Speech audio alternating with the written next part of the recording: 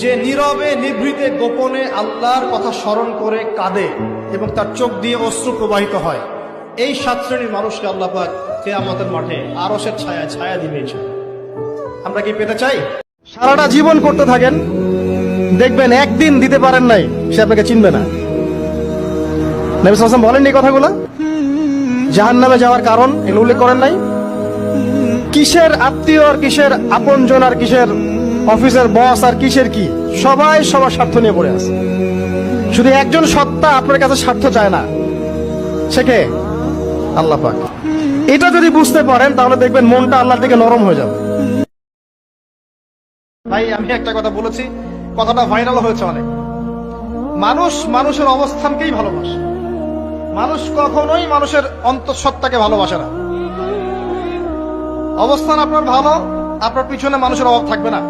আজকে আপনার ক্ষমতা আছে, পাওয়ার আছে, খ্যাতি আছে, ইত্যাদি আছে, মানুষ দেখবেন পিছনে ঘুরঘুর করছে, ঘুরঘুর করছে। অনেকে রেগে গেলে গড় গড় করে কি যেন বলে, গালিগালাজ করে, 14 গোষ্ঠী উদ্ধার করেছেন, আছে না নাই?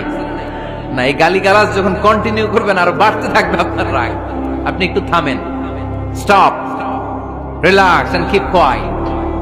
ইদা গাদিবা আহাদুকুম ফালিয়াসকুত বলেছেন মুহাম্মদ সাল্লাল্লাহু আলাইহি ওয়াসাল্লাম। তোমাদের কেউ যখন রেগে যায়, সে যদি রাগ থামাতে চায় সেজন্য চুপ থাকে, সেজন্য কি থাকে?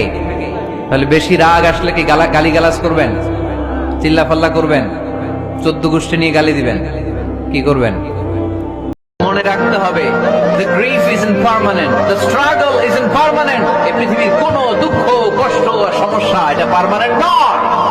সমস্যার পরে সমাধান আছে, দুঃখের পরে আনন্দ আছে। আপনি যদি আজকে বলেন আমি আল্লাহর প্রিয় বান্দা হতে চাই, বিসমিল্লাহির রহমানির রহিম, আপনি পারবেন। এবার আপনি বলবেন আমি তো স্কুলে পড়ি, পারবো কেমনে? আমি বলি ভাই এটা কোনো ম্যাটার করে না, মনটাকে শুধু নবীর মোহাব্বত দিয়ে আল্লাহর নামে ছেড়ে দেন, আল্লাহর নামে ছেড়ে দেন, আর বলেন আমার স্বপ্ন তোমার নামে ছেড়ে দিলাম, আমার ইচ্ছা তোমার নামে ছেড়ে দিলাম, আমার চাওয়া তোমার নামে ছেড়ে দিলাম, মৌলা সবকিছু তোমার নামে ছেড়ে দিলাম, আমি তোমার হতে চাই, তোমার হতে চাই, তোমার হতে চাই। আল্লাহ পাক বলবে আমার থেকে কি চাও? এবার আপনি বলবেন আমি শুধু তোমাকে চাই, আমি শুধু তোমাকে চাই, আমি শুধু তোমাকে চাই। জগৎ জিজ্ঞেস করবে চাকরি চাস না? আপনি বলবেন না। জগৎ জিজ্ঞেস করবে অমুক মেয়েকে চাস না, অমুক ছেলেকে চাস না? আপনি বলবেন না। এবার জগৎ বলবে কেন চাস না? আপনি বলবেন আমি এতটুকু বুঝেছি, যদি রব আমার হয়ে যায় সব আমার এমনিতেই হয়ে যাবে।